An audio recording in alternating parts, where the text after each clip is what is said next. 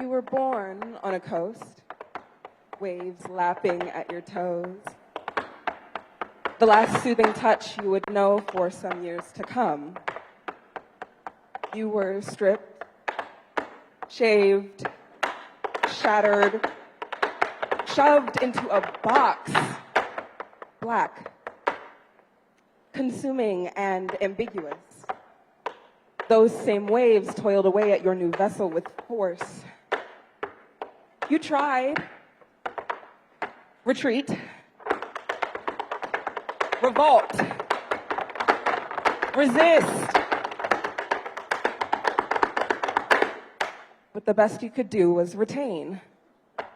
Prayed to survive the volcanic journey with hopes for life where you landed, but that land was already in ruins. The warped remains of an eruption far more vast than you could have ever known. But from ashes, new life will grow.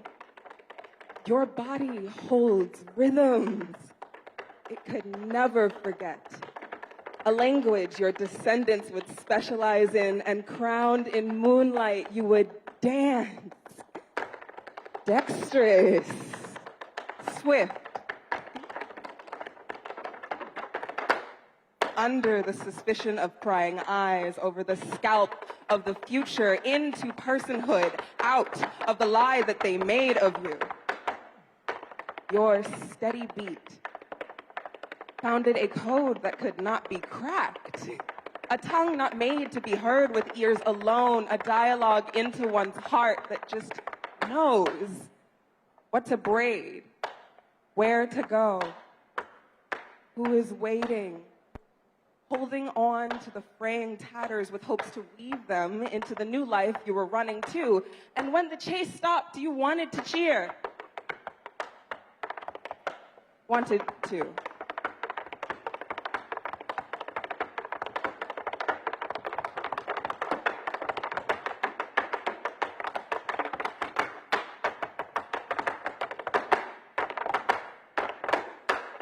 But the gaze of something new was already burning through you. Black had gone public, colored, a volatile stock. No state-sanctioned ownership left a greedy, craving pit, and noxious tendrils of envy unfurled from within it. Your new growth was its first target.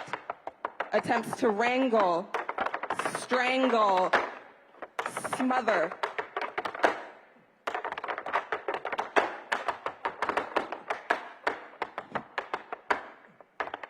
But no efforts would douse your beauty, so what they could grab was dragged into the pit. Your light, your language, your body,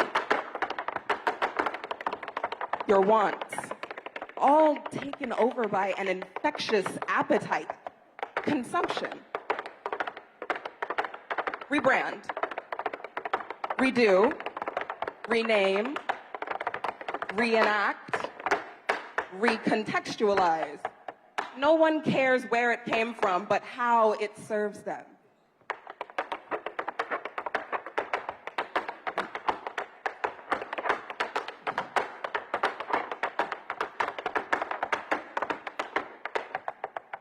What came back was a pale attempted copy of the kaleidoscope your spirit is.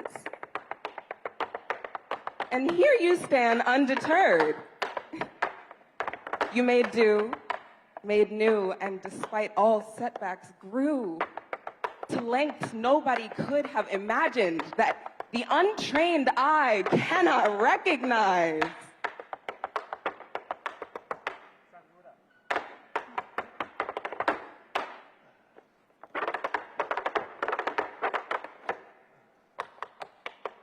You have sculpted the modern world, and you drive it closer to the day that you find peace. Take a well-deserved rest. Let the sunshine soothe your skin, and time smooth your scars. For the grass to caress your roots, sprawling throughout the world, and revel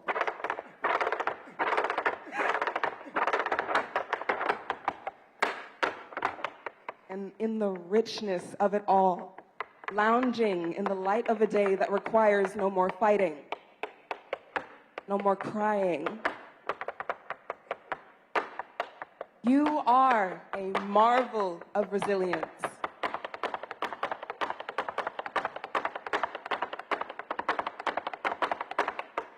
And a future nestled in a gentle, nurturing warmth awaits you. As you breathe in the clean air around you and let the rhythm from the shore lull you to sleep.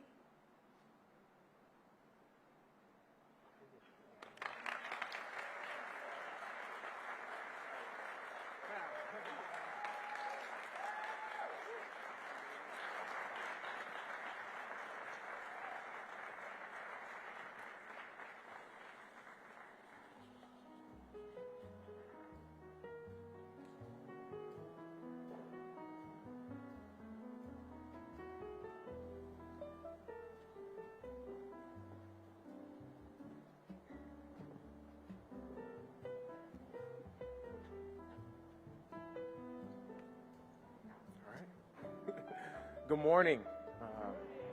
Thank you all for joining us today. We want to welcome you to the historic Howard Theater on this historic day as we hear the recommendations from the Black Homeownership Strike Force. My name is Tim White. I am the Director of Equitable Development in the Office of the Deputy Mayor for Planning and Economic Development and the co-staff lead for the Black Homeownership Strike Force.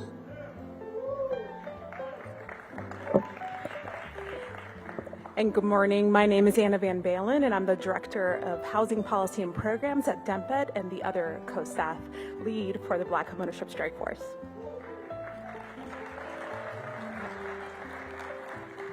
So in June, Mayor Bowser launched the Black Homeownership Strike Force to address the racial disparities in homeownership and household wealth in the district. Before we get going too far, we wanted to make sure we acknowledge some folks that have worked extremely hard and contributed to this effort. Obviously, the Office of the Deputy Mayor for Planning and Economic Development and the staff that supported on this effort, the researchers and analysts at the Urban Institute, Howard University for their help, and then the facilitation from Justice and Sustainable Associates and there for just being great stakeholders in this work.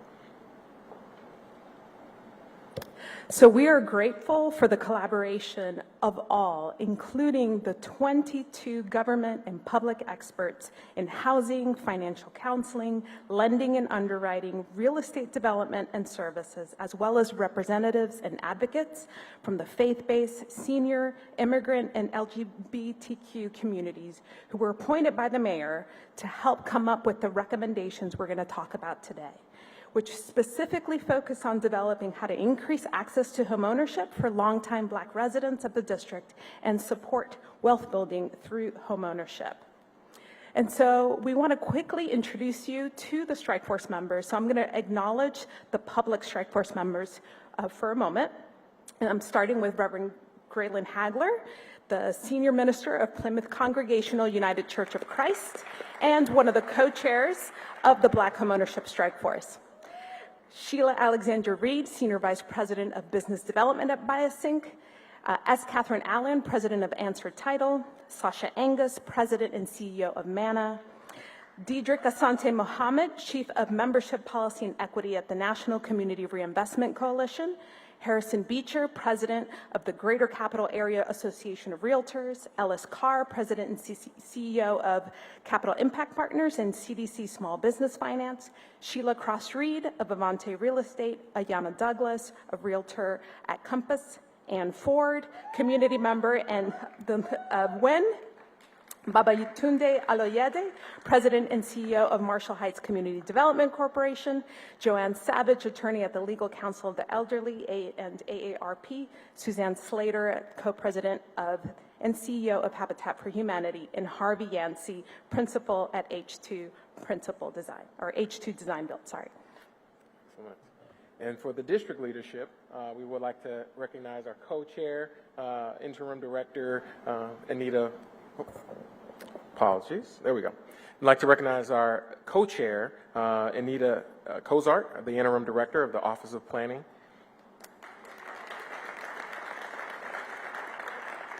We'd like to recognize Councilmember Bonds, the chairperson of the Housing and Executive Administration. We'd like to recognize Brenda Donald, the executive director of the District Housing Authority. Chris Donald, the executive director of the Housing Finance Agency. Dr. Amber Hewitt, the director of the Office of Racial Equity. Drew Hubbard, the interim director of about to give Drew a promotion. The interim director of the Department of Housing and Community Development. Karima Woods, the commissioner for the Department of Insurance, Securities, and Banking. And Pastor Thomas Bowen, the director of the Mayor's Office of African American Affairs, as well as the Office of Religious Affairs, whom we will now have come up here to guide us in a moment of reflection.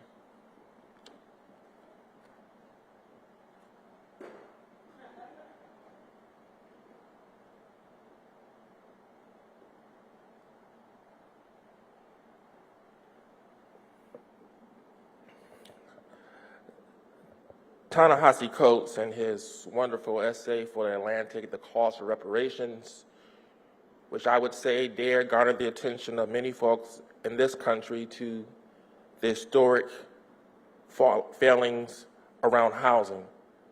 He introduced that article with this quote: "By our unpaid labor and sufferings, we have earned the right to the soil many times over and over, and now we are determined to have it."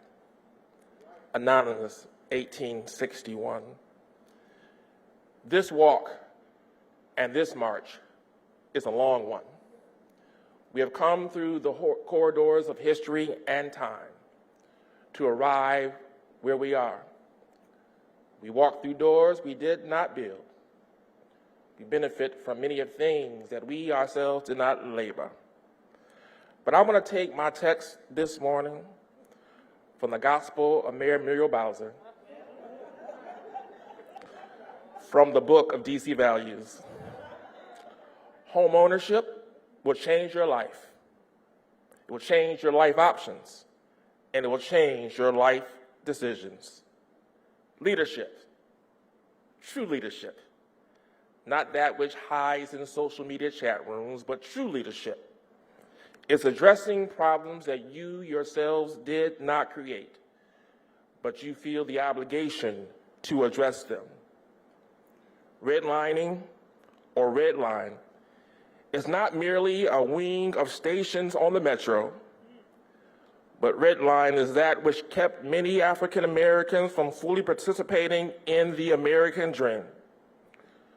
But in steps Mayor Muriel Bowser. In steps the Black Homeownership Strike Force, and in step you.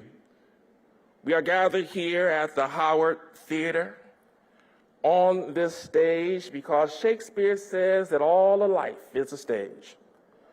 But we're on this stage because all of us here have a role to play. We are determined to go forward. We are determined to go forward because going backward is no longer an option. And in setting up the Black Homeownership Strike Force, Mayor Bowser said that she intends to chart a path to rectify the problems of old. Let us not, on this cold and somewhat rainy Monday, overlook the magnitude of this moment in this place, in the greatest city in the world, that we are gathered here to make sure that the dream of home ownership becomes a reality for Black Washingtonians.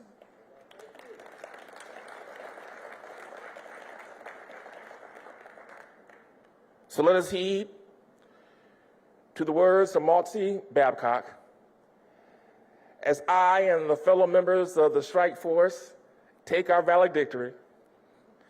Let us heed these words. We are not here to play, to dream, or to drift. We got work to do and loads to lift. Shun not the struggle. 'Tis God's gift. Be strong. Now, as Director of the Mayor's Office on African American Affairs, it is with joy and happiness that I present to you one of the newest members of the Washington, D.C. Black Homeowners Club, and that is Miss Brittany Freeman.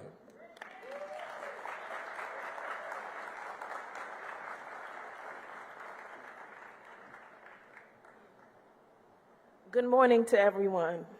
I'm a Washingtonian, a graduate of Eastern High School. At my time at Eastern High School, I was a resident of DC Village, Park Road Transitional Housing.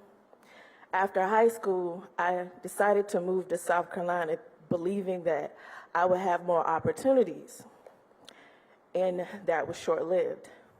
I decided to move back to the district after receiving my bachelor's degree from Park University.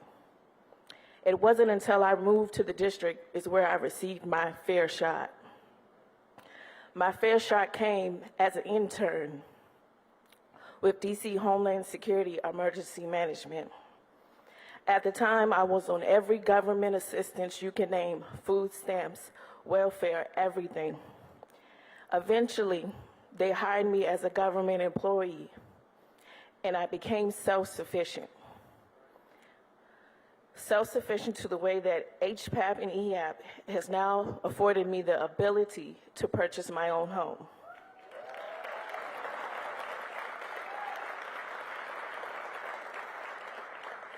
I'm standing before you all today as a testament that home ownership is possible, and I am definitely my ancestors' wildest dreams.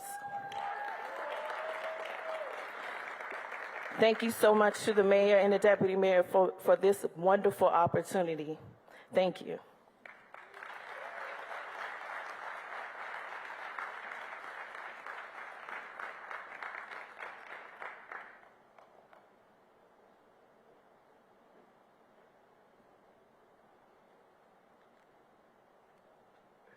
And now we'll have a brief discussion by our two co-chairs, Reverend Hagler, as well as Interim Director Cozart, and the conversation will be facilitated by Don Edwards of Justice and Sustainability Associates.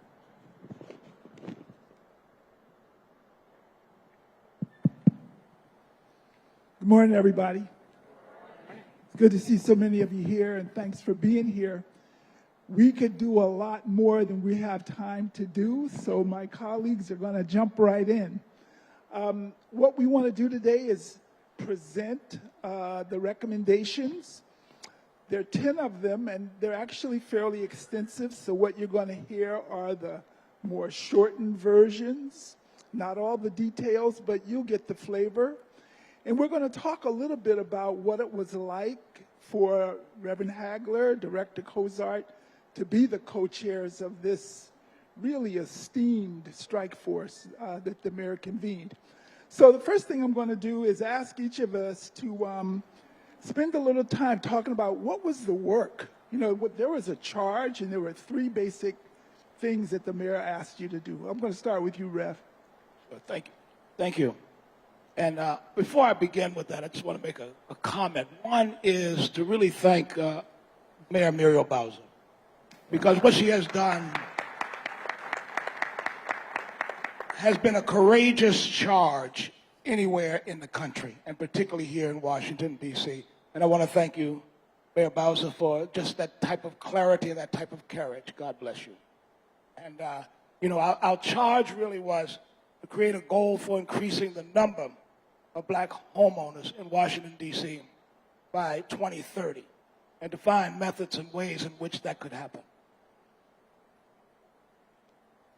I think good morning, first of all, and also thank you to the mayor for this wonderful opportunity, and hope that we made the mayor proud and all of you proud.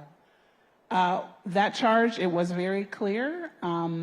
The charge opened up an opportunity for us to really think about what are the series of supports that Black Washingtonians need to keep and attain homeownership. And it gave us a chance to open up the policies and the practices and really interrogate them Are they providing that support? Or should there be some kind of reform to think about? And we did make some recommendations there, but I won't get ahead of you, Don. No, that's all right. Listen, we also figured out that there was a pot of money that the mayor set aside. And we set a goal about what we could do with that money. So I wonder if both of you would speak a little bit about that, looking at it from the perspective of the number, which is a pretty big deal, but then also what it represents. You know, how does that number matter? I think that one of the interesting pieces out of this was to really look at, I think we set a goal of 20,000 net new homeowners in D.C. Black homeowners in D.C. by 2030. And if that was going to be a goal, we all recognized that was an awesome goal to meet because of where we've been, which has been really in negative population growth and black population growth, and particularly negative black home ownership growth in Washington, D.C. So we chose a number that was a good number, strong number, but it was going to require that we operate on all pistons in order to get to that number, that everything had to be coordinated and come together to get it done. So I think that number, bold, audacious, we talked about it. We were intentional about setting that bold, audacious goal. And we also, there was another number in there that the mayor announced on June 9th, which was the $10 million Black Homeownership Fund. And there's something very, very powerful about putting resources out there. It's a signal to others who say, oh, I want to join, this is an important goal. Well, if you want to join, really join and step up. And here we are as the strike force, here the district government is making some next steps and putting out resources. So we understood that that was $10 million, significant amount, and was just, not to use a pun, but a down payment. Right, because $10 million was a great commitment, but obviously we knew not necessarily enough in order to really accomplish the goals that we were after. And one of the things that it was going to require is that we look at that and figure out how to leverage it into something more substantial, leverage it into something that's more significant. And so that's what we were thinking about and trying to do and figuring out how to do. So I think we'd have to do justice to the work of the strike force by acknowledging that 2030 goal of 20,000 net, that was a goal that took a lot of conversation about. Tell us a little bit about what your recollections are of the back and forth that was required to get to that goal, as ambitious as it is. Well, I think that one of the things for me, and I can talk about for me, was to try to get us away from the language that the market had set for us to buy into, such as folks who are mortgage ready. Well, it's not an issue of people being mortgage ready. It's an issue of the roadblocks that are in people's way to keep them from getting a mortgage. And so we need to figure out how we begin to tear down that wall so that people are able to really get in there and to really focus in on working family, average everyday working families and poor folks in our city, how they can get into the fray and be able to compete. Yes, I do recall it being a lot of back and forth, and a big part of it is that we understood as a strike force that we had an obligation to come up with a number that was going to be one that we could be proud of, and also one that, operating on all pistons, we could attain. We didn't want a number that people would shrug their shoulders and say, okay, that's not going to make a difference. That's not going to create generational change, and that's not going to disrupt what's happening now. But we also wanted to create a number that we felt convinced that we could achieve, operating on all pistons, leveraging everyone in this room and in the region and beyond. And there were so many voices along the way. I'm thinking especially of you, council member, who, you know, advised us to both be aspirational and ambitious, but to keep it real, because the last thing we need to do is set unrealistic goals that are going to disappoint a lot of people when they're not met. So I'm really curious, this idea of having 10 recommendations, there were some that I think we want to talk about in a highlight way to kind of specialize and bring some attention to. So who wants to go first? Would you like to go first? Sure, happy to go first. A big part of our conversation, and this in many ways is because of what we heard from, well, what the mayor shared with us on June 9th, she had been hearing from the public, and then what we as a strike force continued to hear about the challenges that Black Washingtonians are facing when it comes to transferring intergenerational wealth, transferring houses. That piece around preservation, being able to preserve and being able to afford the housing given all of the, whether it's repairs or other sets of taxes and those kinds of things. And so we really focused in on recommendations that would help provide that support that people could find easily. Because that's another thing that we heard about, is that people would say to us, well, I don't even know where to start. And so we really focused in on ways that we could have, again, no pun intended, but a front door for people to walk through that was easy to find and be able to get the assistance they need. We also talked about the importance of having more housing. We understood that we just have not been keeping up in terms of the supply of new housing that's available. And we understood that we needed to figure out how to break down some of those barriers that existed.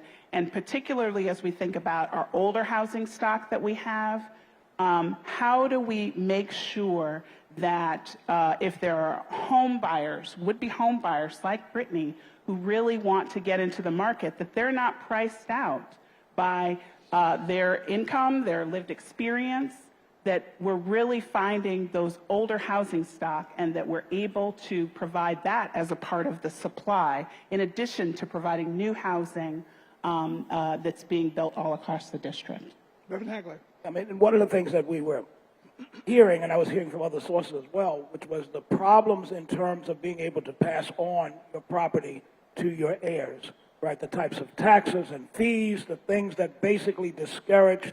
And we began to really talk about how do we create some incentives and some vehicles in which people can do that, as well as estate planning and various other things like that. Because one of the things that we recognize, and I know I recognize in my neighborhood, is that, you know, people have been there since the 60s, and they've gone to nursing homes, and the children, for whatever reason, cannot afford to take the property off their parents' hands because of the taxes, those types of things. So we got to put those things in place. I think the other issue is that we were looking at the kind of ways in which people can muster together a down payment, ways in which the district can be of assistance in helping them to muster together that down payment. We were also looking at really the issue around the housing supply. And the fact is that it's taken off the market by investors. And one of my pet peeves is really trying to figure out how we slow that down so that average working people can be able to compete when this investor money is knocking them out of the market. It's a real issue in terms of really creating and expanding supply in the city. So unfortunately, we do want to get the mayor and the other members of the audience up to talk, and we could really do justice to this issue. It's a very complex issue. The members of the strike force literally put in hours for about 8 or 9 weeks in a row. You've given them your applause, but to be frank, I would say you all should stand up for a second and let everybody see you. Yes. All right, stand up. Stand up.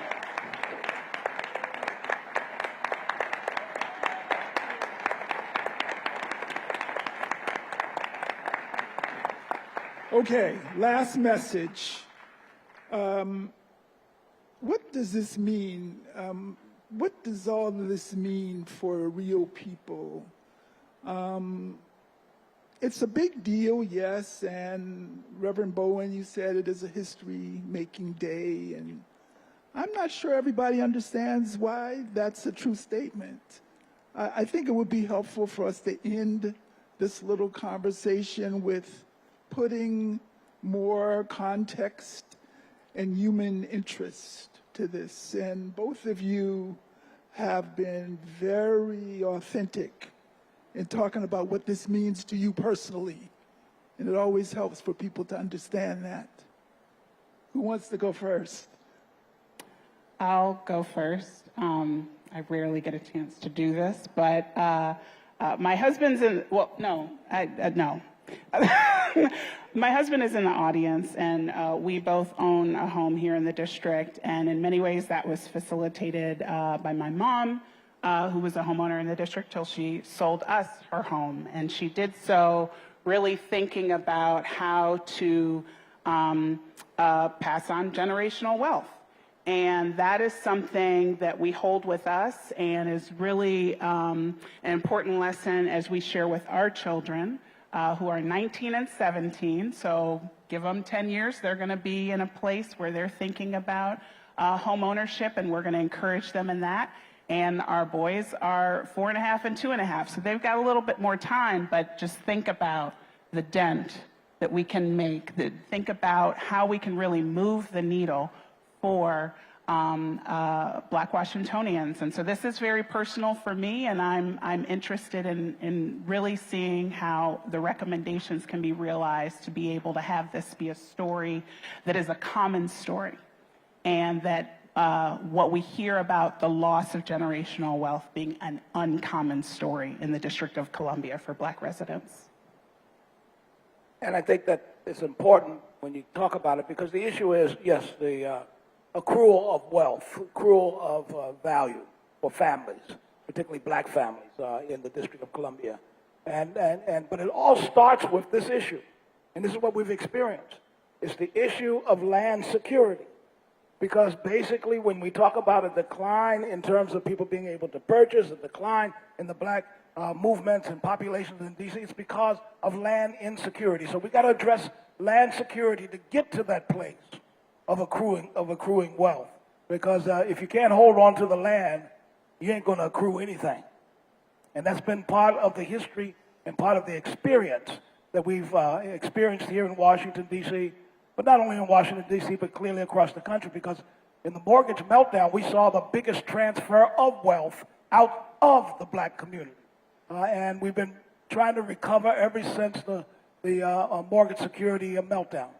So it's important that we look at it and look at how we move D.C. forward, and that D.C. should be the shining star of the nation, and we aim to make it that. Okay, I want to thank both of you. It's been a real joy and a pleasure to work with you, having known you as long as I've known you. I would just add and say to the mayor and all of you, we've done the easy part, believe it or not. Now we have to actually create the consensus throughout the city to implement these recommendations and to lift them up so we can lift some people's lives up in the residents of the district. So thank you all for your attention tonight, and thank you for the opportunity to do this work.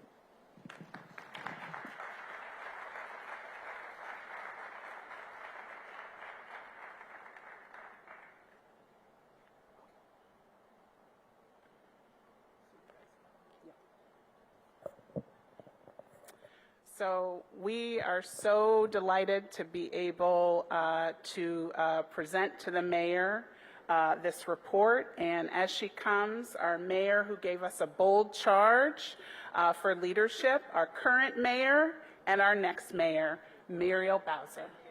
Thank you, Anita. Thank you so much.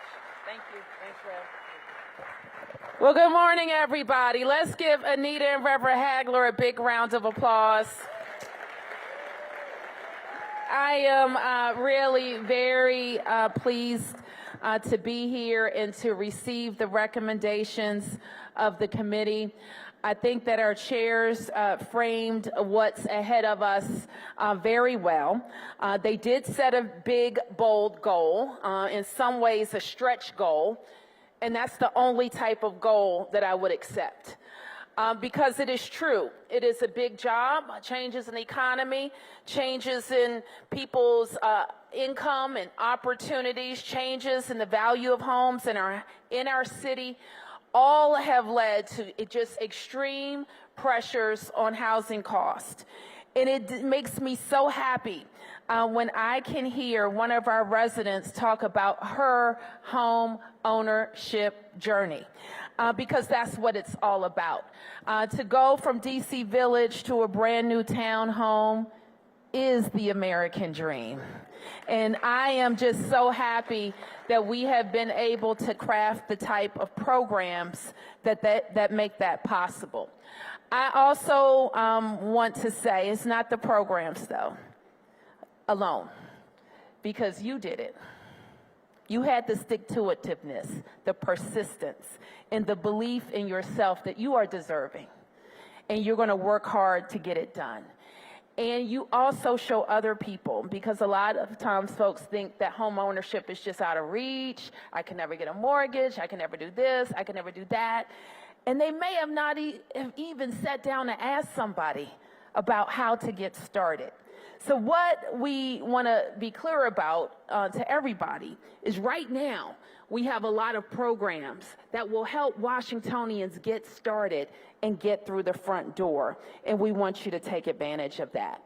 My team at DMPED is focused on this. I want to thank the DMPED team led by John Felchicchio. We've had a busy month. We broke ground on Berry Farm. We opened a Lidl at Skyland. And now we're talking about our vision to make more Black Washingtonians homeowners. So I have this thing about setting goals. I believe if you don't have a goal and a plan to get there, you certainly won't get there. In 2019, we set the goal of having 36,000 new homes by 2025, including 12,000 that are below market rate. We know that we want to add more homes, but we also want to be intentional about making sure more people can afford those. You heard already the detrimental effects of redlining and other discriminatory practices that have blocked Black families from home ownership in our city. And we know that is the way to pass down generational wealth. That is where most people in our city hold their wealth. The legacy of these policies is stark. For example, 49% of white Washingtonians own their home, and 34% of Black Washingtonians own their home. So we know if we can close that gap, we can increase Black wealth in our city.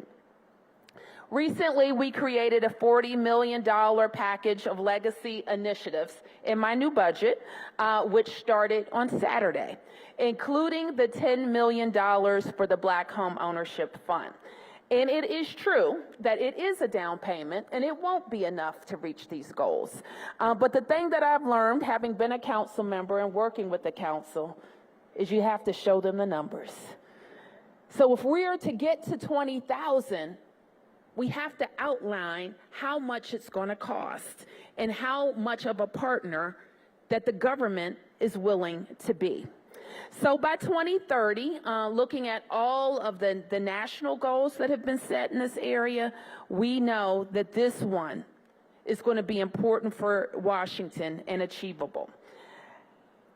You know that we have in the last 8 years, and as I was sitting there, I was reminded that just 8 years ago now, in November, we had a big party here at the Howard Theater, and that was celebrating my election to be mayor. And I realized when I stood here to give that speech that as a fifth-generation Washingtonian and one whose life was really transformed through one of Reverend Hagler's programs, NACA, as a young woman who wasn't making a lot of money, I knew that I wanted to buy my own home. I had been renting, and I wanted to move into a great neighborhood and do everything that I could to make it even greater.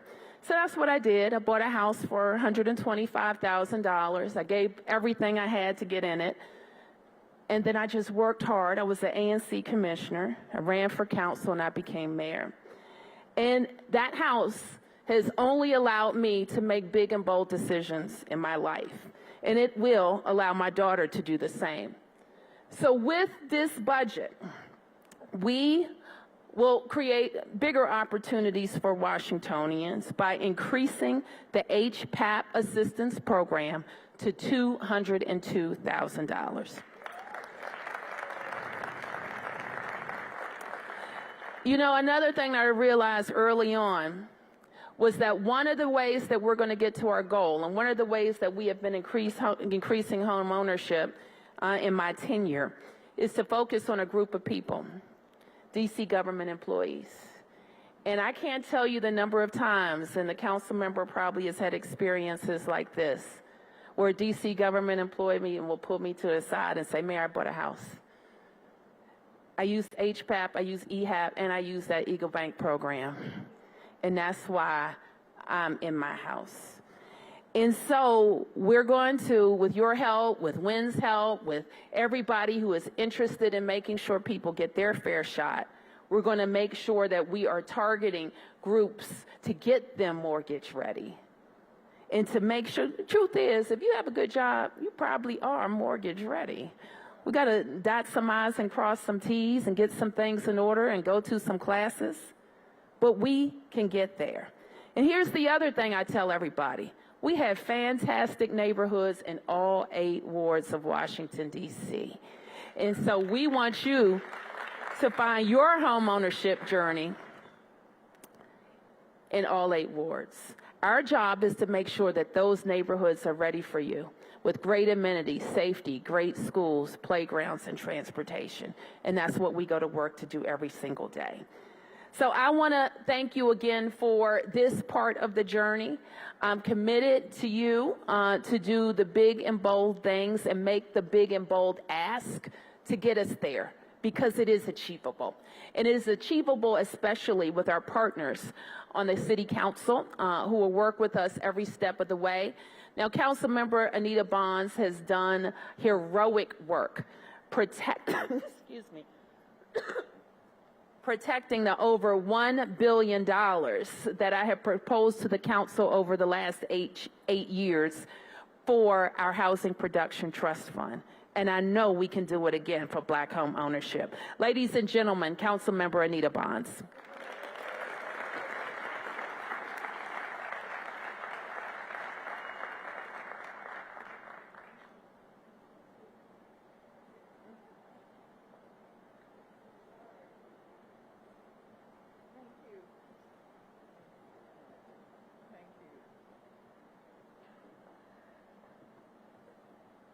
Well, good morning. Good morning, everyone. Come on, this is an exciting day. Come on, lift it up. It's an absolute pleasure to be here with you, and this occasion is so very special. I do want to start, as everyone probably should start and will. I want to start by thanking Mayor Bowser. We cannot thank her enough because it is her vision and her life experiences that have brought us to the point where we say we've got to do something. It's not enough to say we're going to have equality.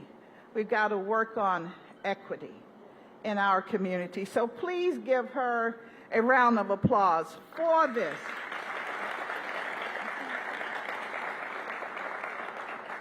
And of course, I want to thank the leadership of the strike force. Very important. Reverend Hagler and I have known each other for some time, as many of you have known him. And he does not mince his words under any circumstances. And for him to recognize the full value of the strike force and what it means for us in the District of Columbia is very important. Reverend Hagler, to you, definitely. And of course, Ms. Cozart is the other co-chair. I don't know her that well, but I can tell you she's a strong leader. And she pulled us through, and especially working with Reverend Hagler, and with all of us, the many different voices. And of course, Don Edwards, we all know who he is, and how he makes sure that all of the comments are very generous and appropriate, and we thank you for that. And Reverend Bow, thank you so very much for being that, stable thing. I know I'm giving a lot of placards this morning, but it is very, very appropriate. The struggle has been long and hard and difficult because in the District of Columbia, we have always lived with the motto that equality is what is our goal, and it is.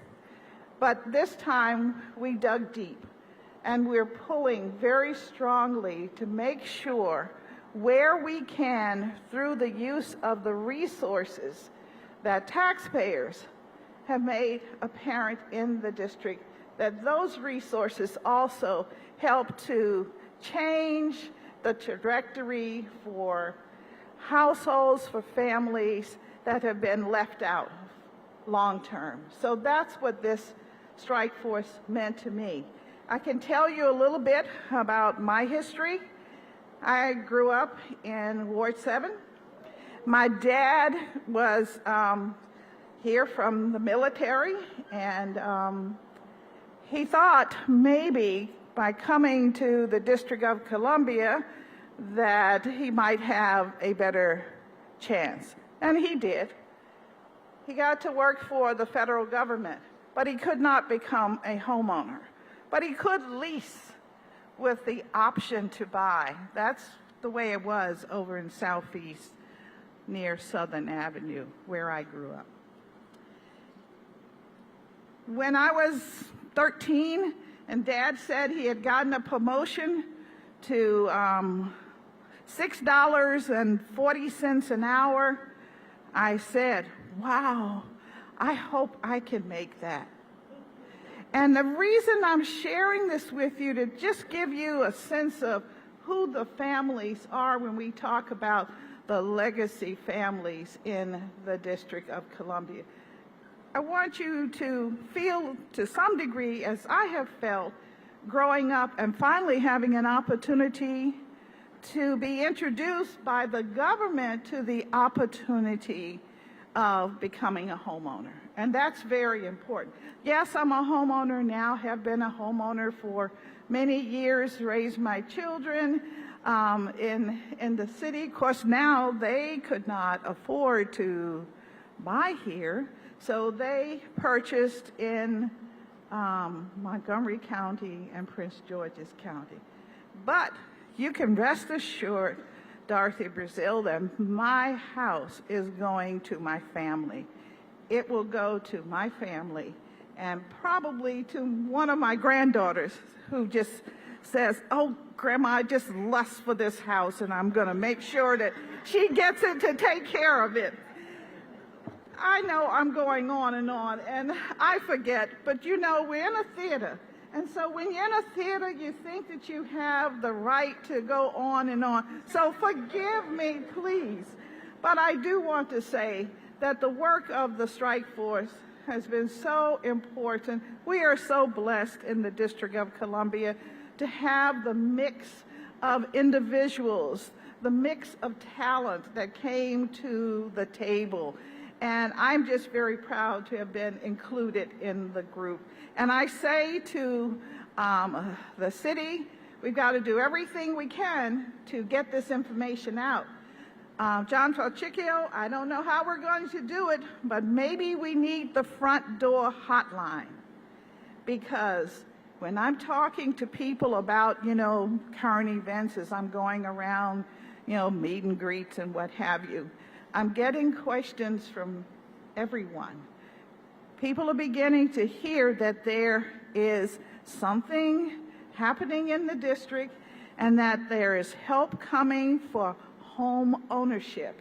And so if we're going to do it, we've got to put that information out so people will know how to access this front door that will give them a big opportunity.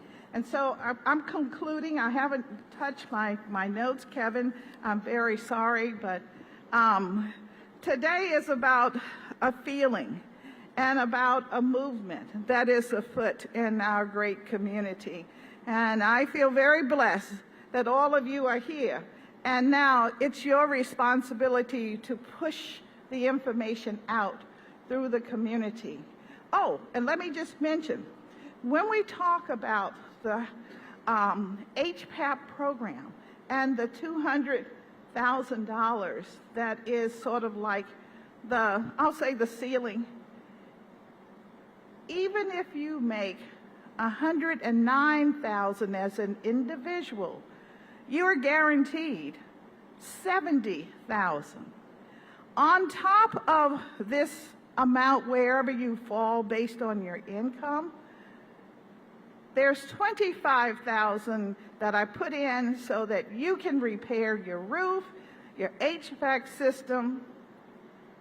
So you're beginning to see that the city, the mayor, this government is very, very in tune with what it costs to really be a homeowner in the District of Columbia, and particularly if you are a black homeowner or desiring to become a black homeowner. And so I'm hoping that you'll take advantage of it, and that people will start calling John Fucicchio immediately and reaching out, because we want to spend this money, as he knows is always my motto to him. Let's spend the money. And thank you all so very much for giving me an opportunity to speak.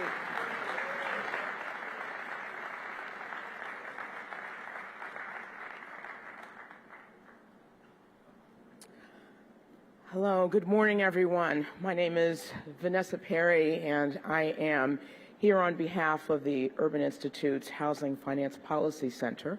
I'm also a professor and vice dean at the George Washington University School of Business. And on behalf of the Urban Institute's Housing Finance Policy Center, we are delighted to have had the opportunity to play a supporting role in this extremely ambitious effort. At Housing Finance Policy Center, we analyze and do research on the housing market to identify opportunities for the economy, for households, and for communities. And we have offices, and always have had our offices, right here in Washington, D.C., although we work very hard to inform public policy around these housing issues nationally. But we're very committed and very delighted to be part of this. From a personal perspective, as a Washingtonian, as a proud graduate of Benjamin Banneker Academic High School, and former partier at the Howard Theater, I am so proud of the work that this strike force has done. These recommendations are ambitious, but they are eminently doable if we all work together. They touch on sort of many areas of opportunity, but the three that I think are really stand out to me and to us at Urban are: one, the recommendations address the significant shortage of supply of affordable housing units that we're facing. These recommendations address the affordability constraints that we're all aware of that pose challenges for not just low and moderate income, but some upper middle class households as well, given the exorbitant house prices. And then, last but not least, these recommendations are intended to help stave off the gentrification which has been occurring in this city and continues to occur, and that many communities suffer with as they try to address some of the affordability constraints. So I'm not going to take up a lot of time. You've got the report, and there's a lot of work to do. And on behalf of Urban, we are committed and would be delighted to provide any additional support that we can to this effort, to the mayors. So thank you very much. I'm going to turn it over to Deputy Mayor Falcicchio.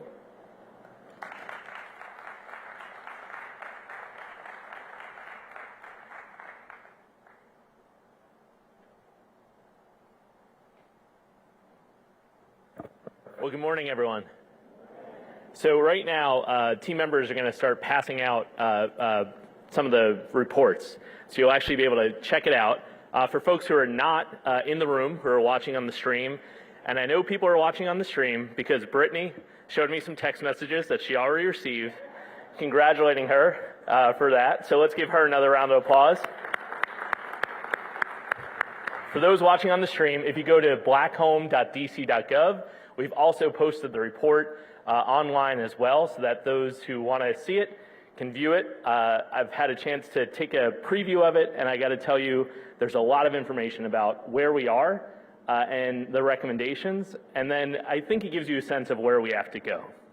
So as Mayor Bowser said, setting a goal is how we put in place the people, the processes, and the policies to achieve that goal. So the work ahead is for us to do just that.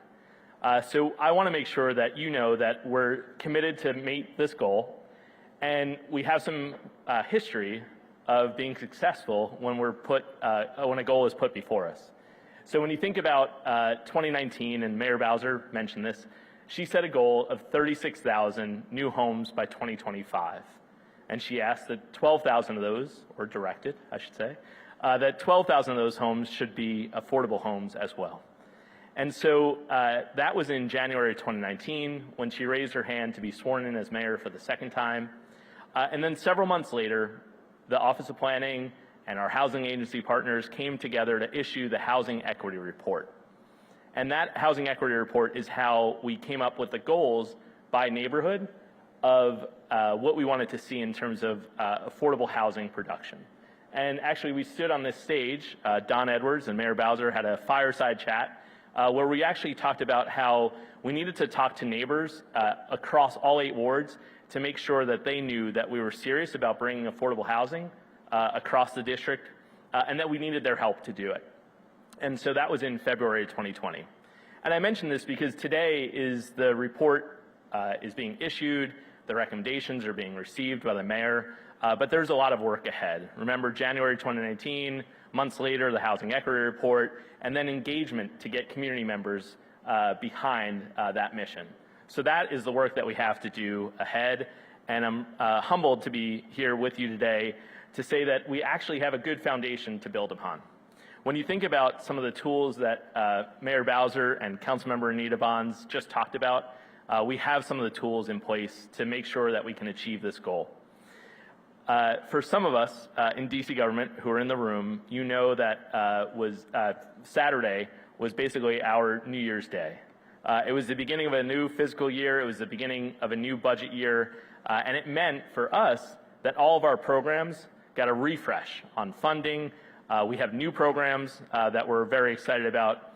And so Councilmember Bonds alluded to Front Door, and she said Front Door a couple times. Well, Front Door is not just what we want to build more of and for Black homeowners to have more front doors, but it's actually also the website to check out. So if you are a current homeowner and you need some assistance, or you're a prospective homeowner, go to frontdoor.dc.gov. Frontdoor.dc.gov. If you're on social media and you're in the room, that's the one to tweet out. Because what we want is folks to know that there is assistance for them. Mayor Bowser and Councilmember Bonds also talked a little bit about the Home Purchase Assistance Program run by the Department of Housing and Community Development. And as you've heard, the limit or the maximum amount of assistance under that program rose from about $80,000 to $202,000 on Saturday. So I know Brittany and others are excited because with that new limit, it allows them to purchase their home. It allows them to purchase more of their home, and that is worth celebrating for sure.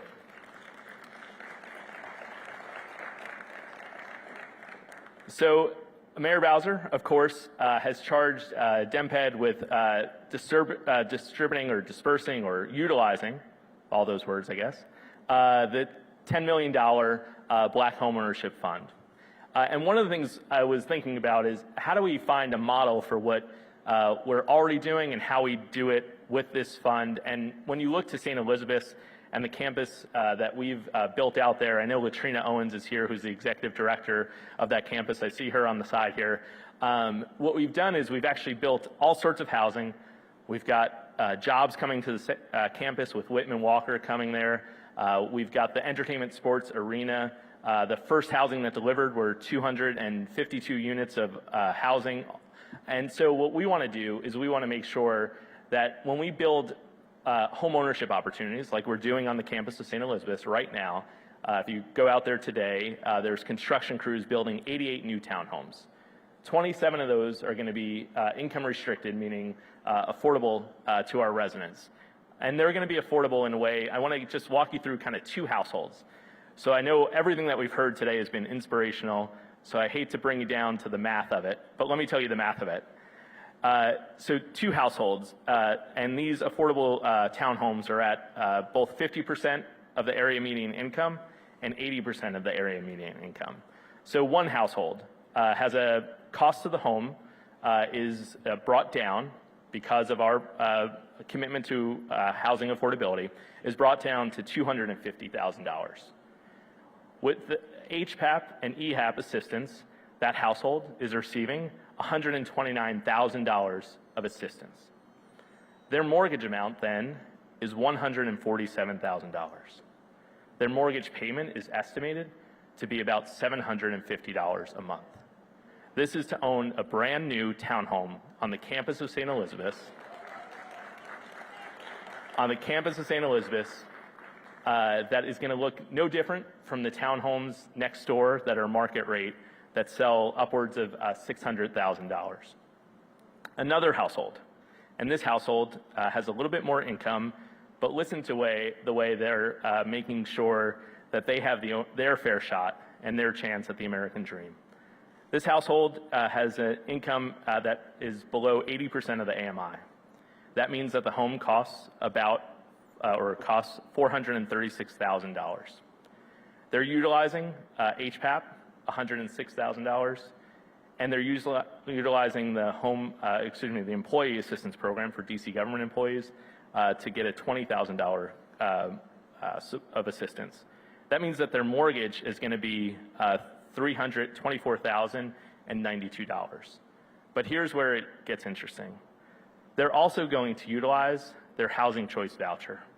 And so with the use of that housing choice voucher, their monthly payment in terms of what they put out of pocket, coupled with the housing choice voucher, their mortgage payment each month is going to be about $350. Again, the townhomes that they're buying are similar to the ones that are being sold for $600,000. And it's because of our commitment to housing affordability that we're able to make sure that these households have their fair shot. So that's what we have to do over and over again in the District of Columbia. If you think that you couldn't buy a house before, today's the day that you go to frontdoor.dc.gov to see how you can emulate what is happening for these two households and that you can be part of what we've talked about today. So with that, I want to bring the members of the Black Homeownership Strike Force up to the stage. We've retired this staircase. It's no longer in use. I'm just going to have you come around this way. So come on up. Don't be shy.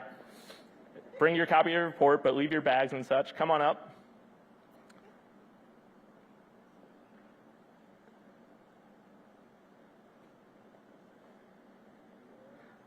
So as they come up, let's make sure if you're in the audience or you're watching at home, take a moment.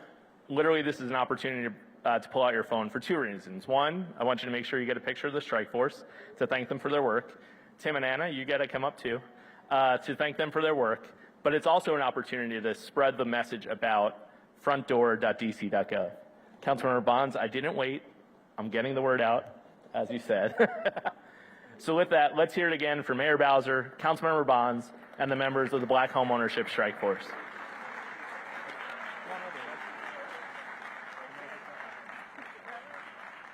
Come right this way, guys. Let's go on both sides. If you guys move on.